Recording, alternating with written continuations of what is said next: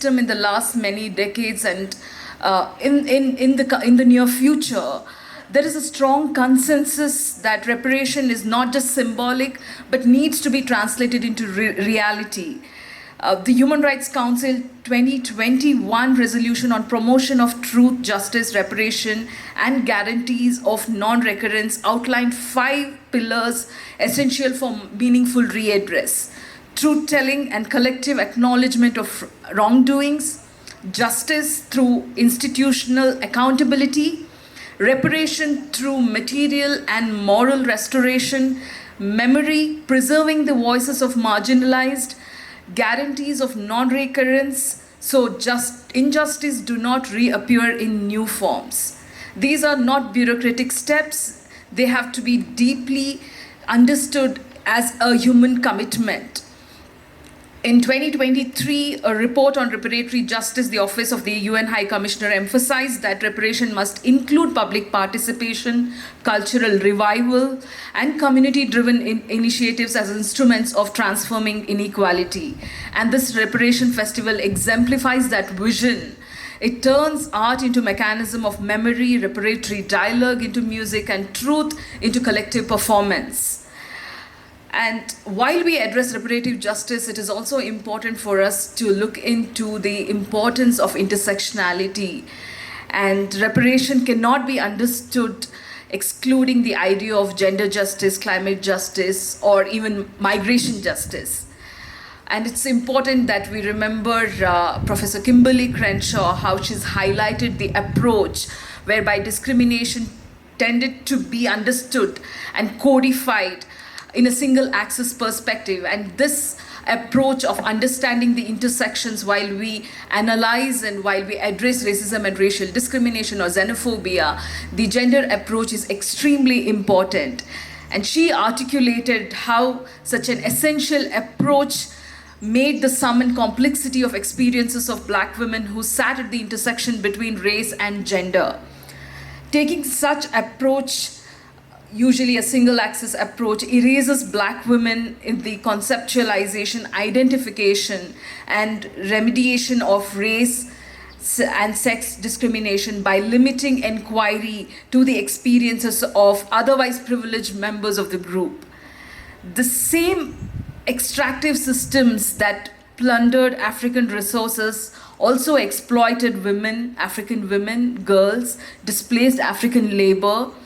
And for reparation to mean something, the lives of these communities, migrant, rural women, indigenous people, LGBTQI+, African communities, must not be footnotes, but it has to be center stage. The intersectional approach in addressing reparatory justice should hold a center stage in the dialogue at the international forum, civil societies, in academic spaces.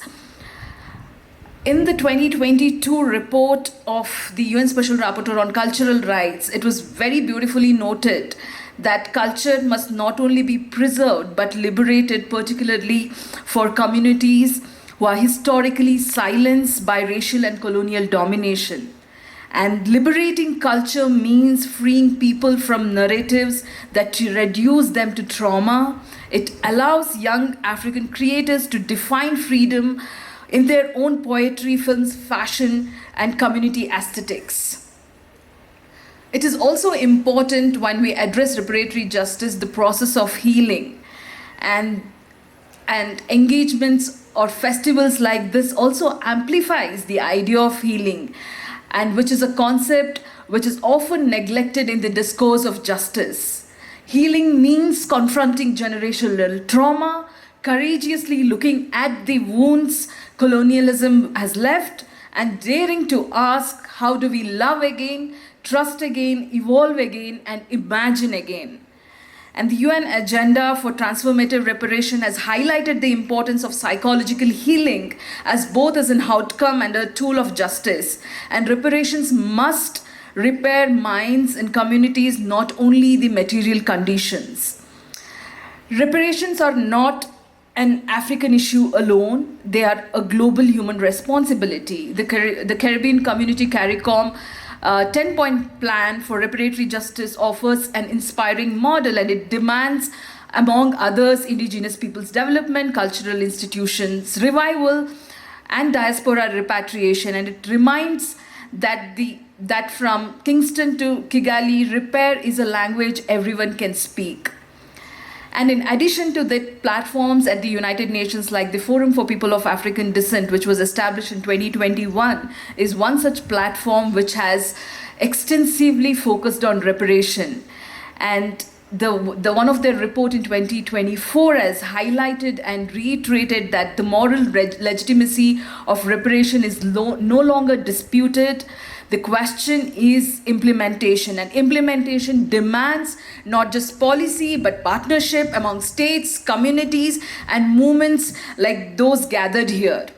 And the UN General Assembly has also adopted a resolution establishing a second international decade for people of African descent, which represents quite an ambitious commitment to deepening and broadening global reparatory justice. And we hope that this new decade will build on past gains while aiming to achieve significant measurable impact on peace, justice, equality, and development for people of African descent worldwide. The second decade will focus on three recognized pillars: recognition, justice, and development. And recognition involves affirming the invaluable contribution of Afro-descendant to global history, culture, and development, while challenging and dismantling the systemic discrimination they face.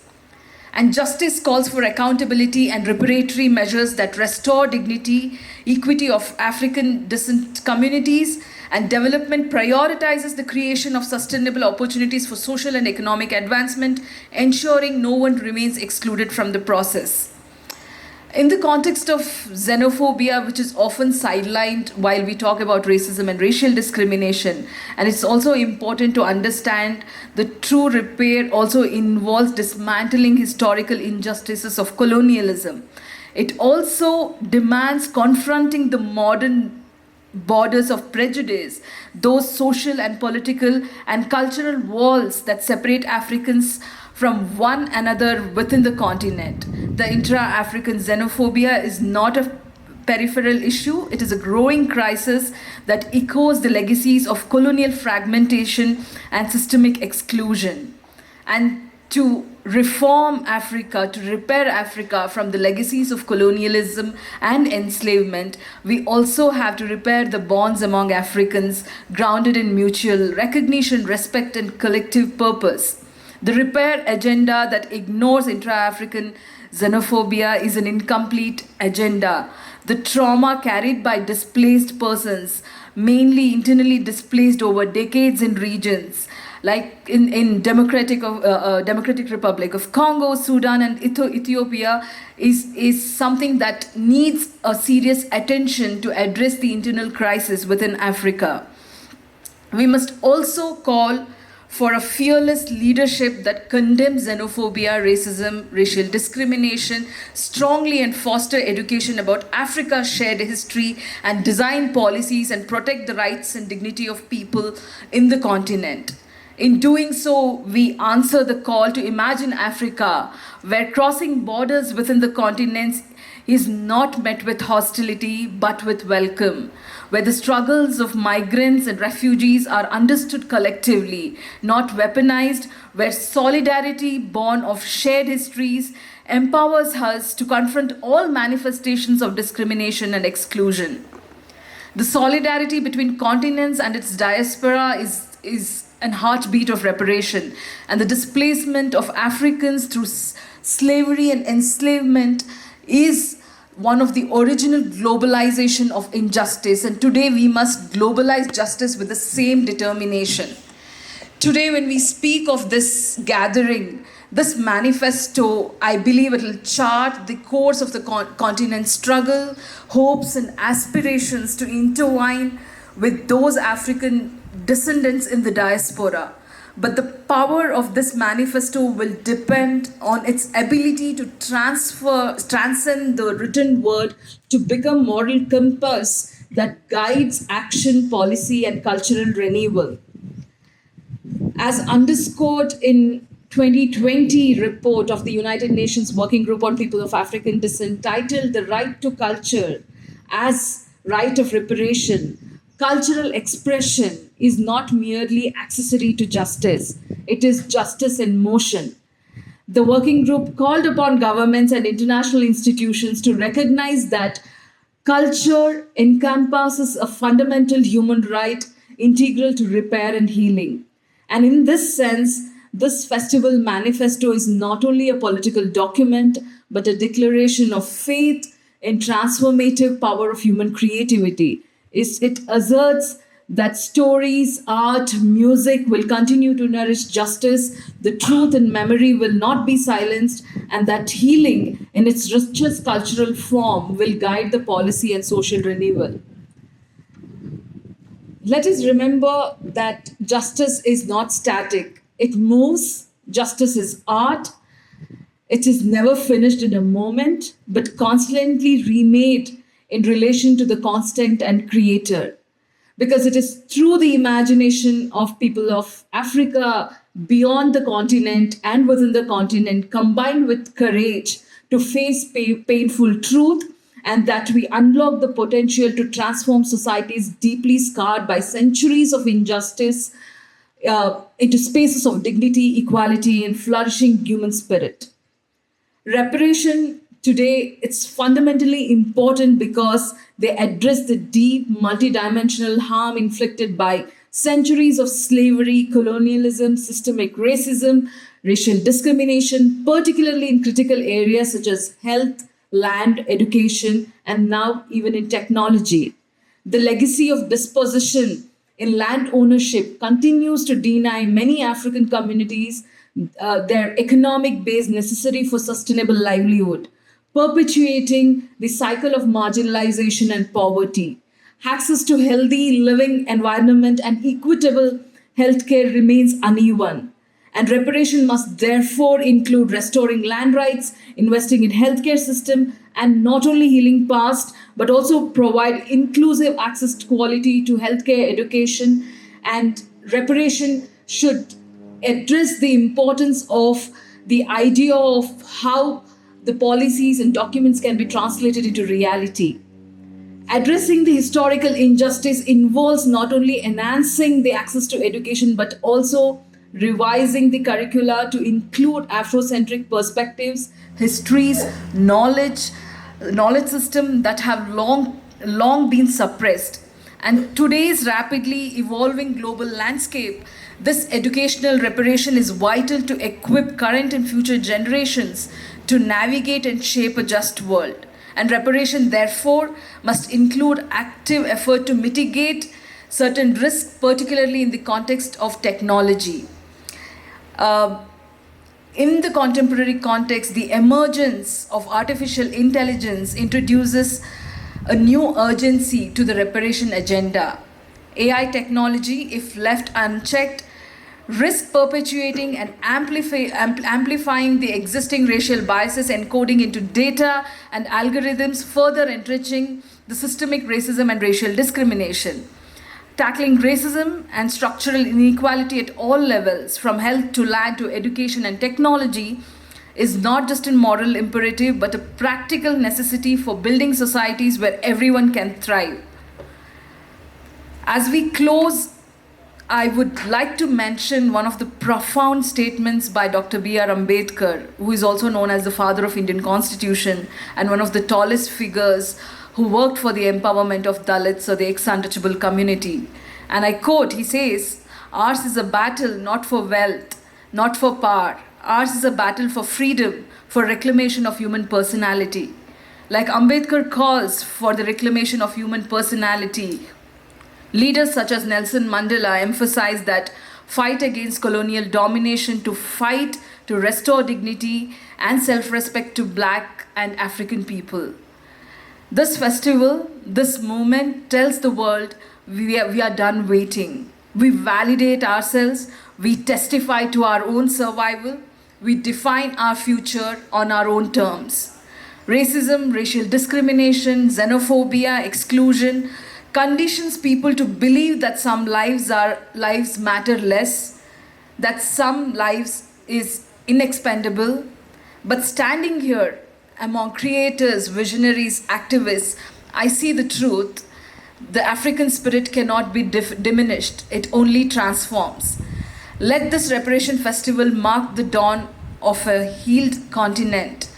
Let it echo beyond Nairobi, across cities and continents, declaring that reparation are not just charity, they are humanity restored. Let every brushstroke, every poem, every song today whisper the truth that connects all of us.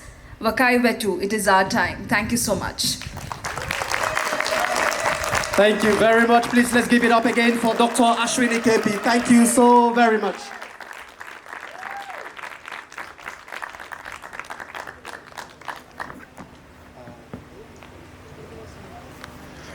Thank you very much. Please give it up again for Dr. Ashwini K.P.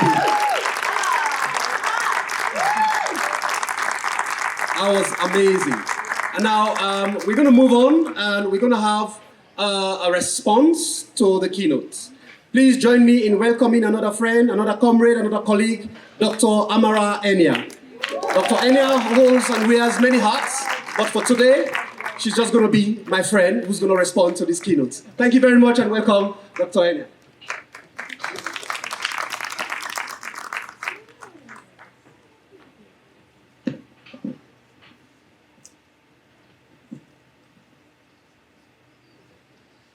Good morning. Good morning, everyone. Are you able to hear? Yes. Oh, yes. Much better. Good morning, everyone. Good morning.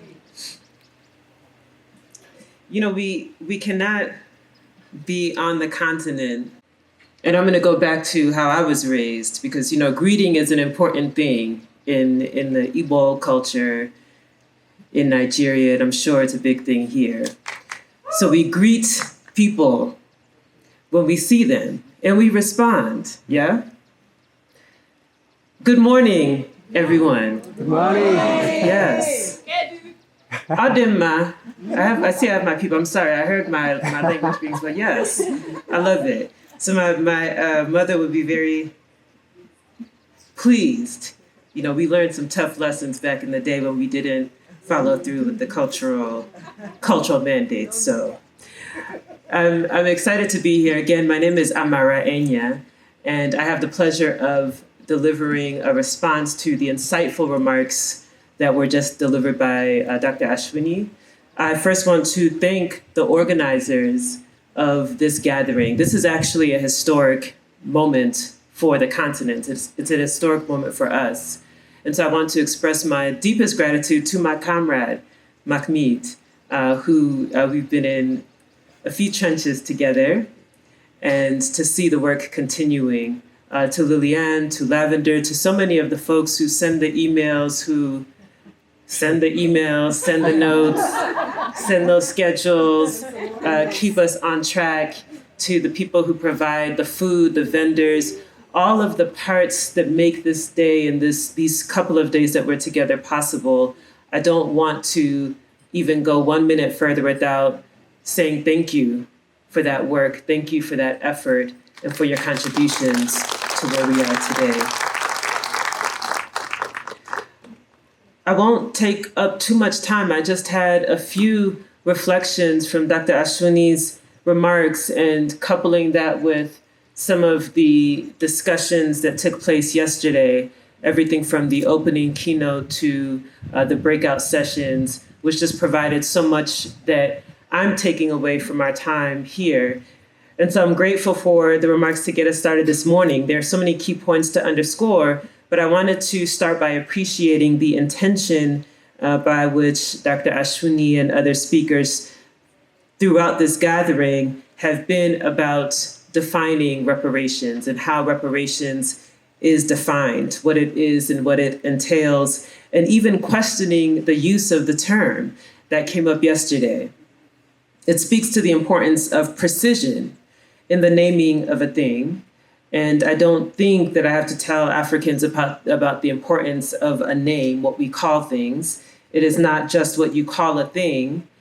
Every time a name is spoken, it invokes that person's destiny. It's a reminder of who and what they are. And so precision in the naming of a thing is absolutely critical. So the attention and intention about how we name and define reparations remains paramount. I say this to say that we must be vigilant about how reparations is characterized broadly, especially as our movement opens up and expands. Even over the last year, I've seen phrases, pay reparations. They're going to pay reparations to. I've seen give reparations. They're going to give reparations to. A party is giving reparations. These phrases reify the dynamic of condescension and charity, namely between the global north and the global south, at least most frequently between the global north and the global south. This is simply not an accurate take. It is not a comprehensive take of what reparations actually entails. And so we have to be constantly vigilant about how we are using the term, how it is characterized. And this will become increasingly challenging as our movement opens up and expands, which the goal is to open it and expand it. But that comes with additional work that we must take on to ensure fidelity to the definition of the term, what we are actually talking about. Reparations is not just between, it is amongst. It is not just external, it is internal. It is inter and intra-community. It is inter and intra-communal. And so this is important because it is not just between the global north and the global south, for example.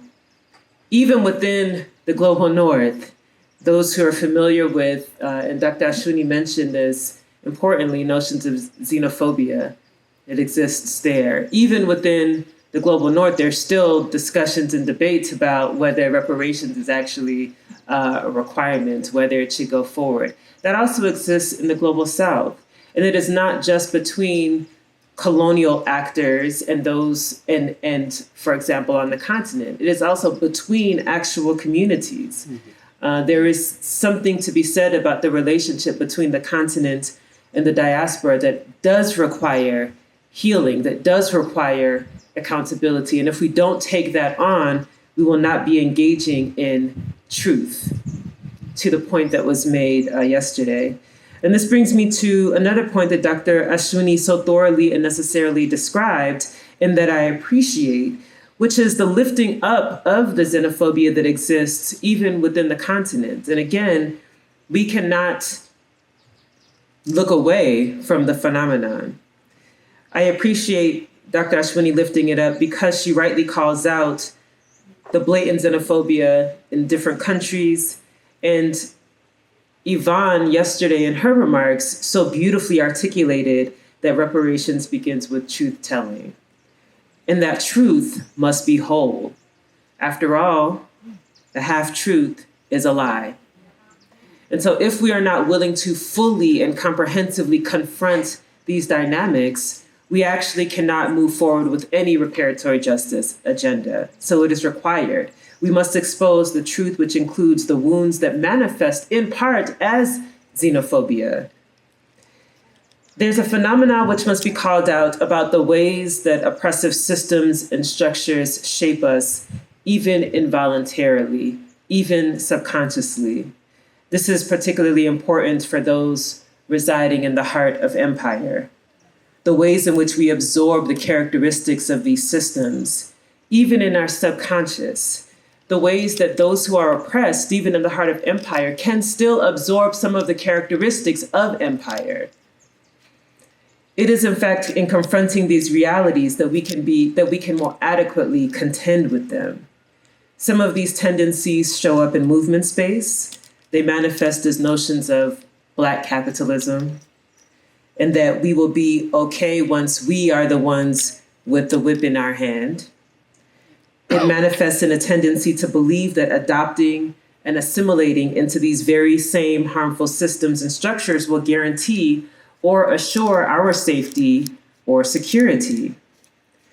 It manifests in believing that othering is okay, that there is some baseline acceptable amount of oppression, and that as long as it's that group over there, we'll be fine. that scapegoating of others, whether immigrants, undocumented, however you want to characterize them, whomever can be blamed for people's struggles or misfortune. We see those tendencies. And often it is the state that weaponizes others for their own purpose, blithely and implicitly, and in some instances, in many instances, explicitly allowing for the scapegoating and othering to take place in order to obscure their responsibility for the present dysfunction. The state is often complicit in fostering this dynamic, this xenophobia. And this brings me to a point that I reflected on from Dr. Ashwini's remarks, which is the role of the state in the reparations movement. The threats of state capture and co-optation. We have very valid critiques of state infrastructure. There's a way that the state operates that always exists in tension with movement. And it always exists in tension with, and sometimes in contradiction to movement. There is an inertia which requires a constant battling when dealing with the state. And oftentimes there's a conflation of the state and the people within a state. And this is part of the complexity for what it means to live in a state, particularly on the continent where the states, by and large, were not our creation. The states were colonial experiments. If we talk about certain states like Nigeria, was essentially a company. Many of them were simply companies, economic formations for the benefit of colonizers. And so our relationship to the state must be constantly examined. There's this inertia, again, that exists, as well as the notion of bureaucratic violence when it comes to the state. This is to say, death by 1,000 Zoom calls, death by 1,000 white papers, death by 1,000 consultations, death by 1,000 protocols. This is what I call bureaucratic violence. We know that the state operates on a different time scale from our work, our urgent work as movement.